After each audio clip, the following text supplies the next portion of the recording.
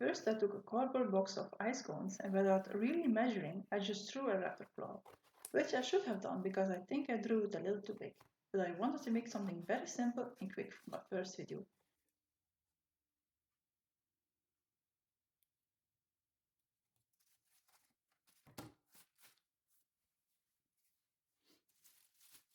And so, after cutting out my drawing, I used it to trace a duplicate and cut it out as well. So now with my two cutouts, I removed the inner part of the first one with a box cutter.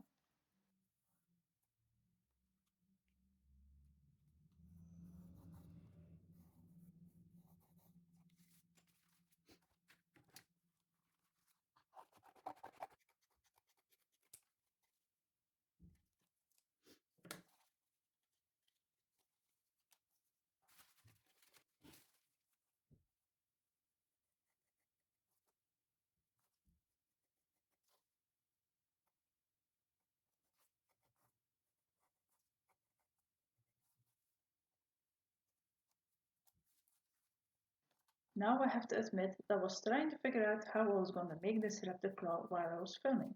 Normally my plan was to make one first as a test and then a second claw so that I will know for certainty that I will succeed when I'm filming making it.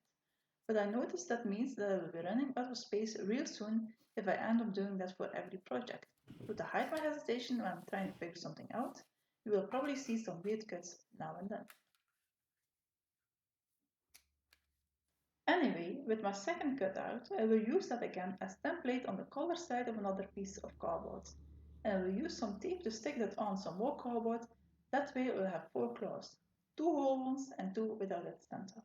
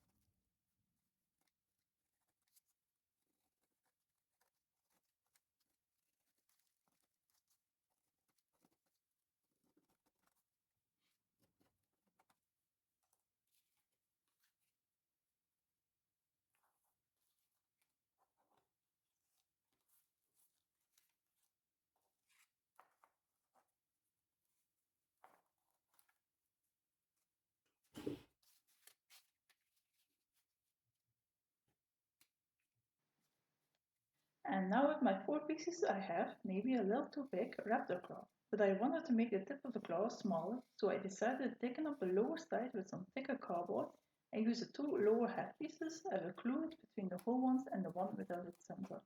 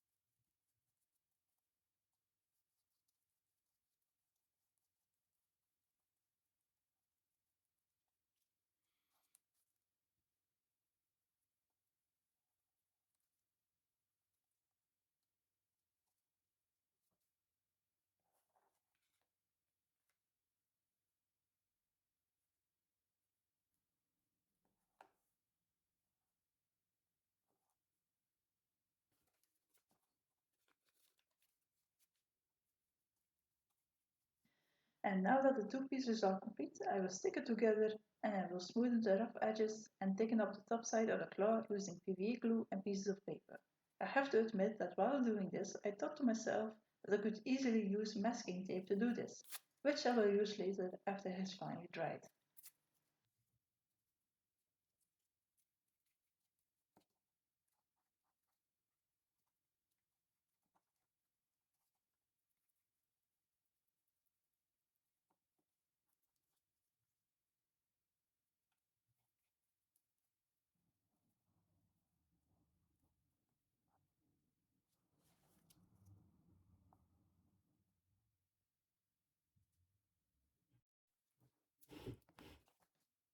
So now that it has dried, I now use the masking tape to thicken up the base and top side of the cloud to make it look sharper.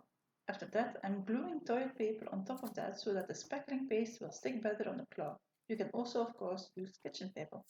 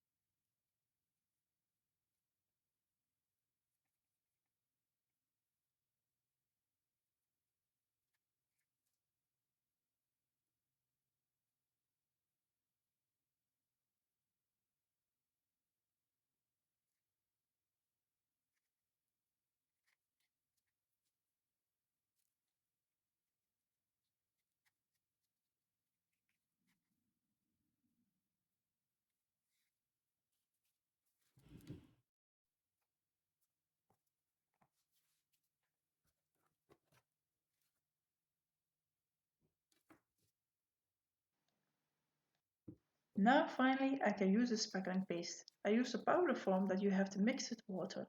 Normally the instructions say 2 part powder and 1 part water, but I just do it by sight, seeing that I only need a little for this project. I do admit I failed 3 times, kept using too much water. Now the annoying part is that I only can do one side and then I have to wait until it has dried in order to do the other side.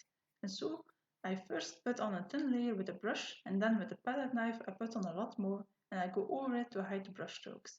I try to smoothing it out as much as possible so that I don't have to sand more than I have to.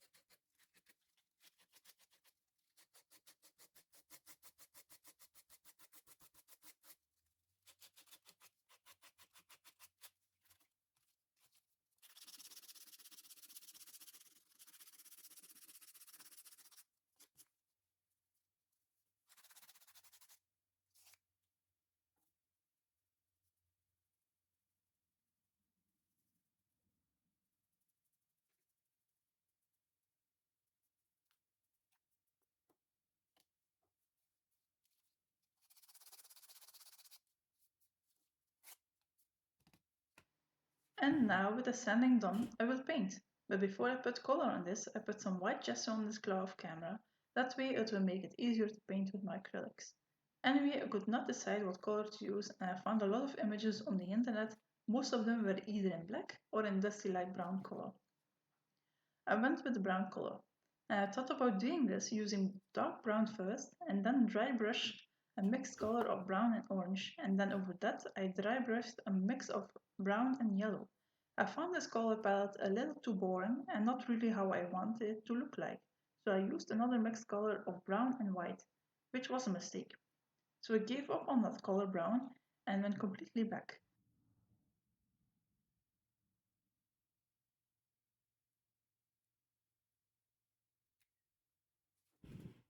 It looks so much better already.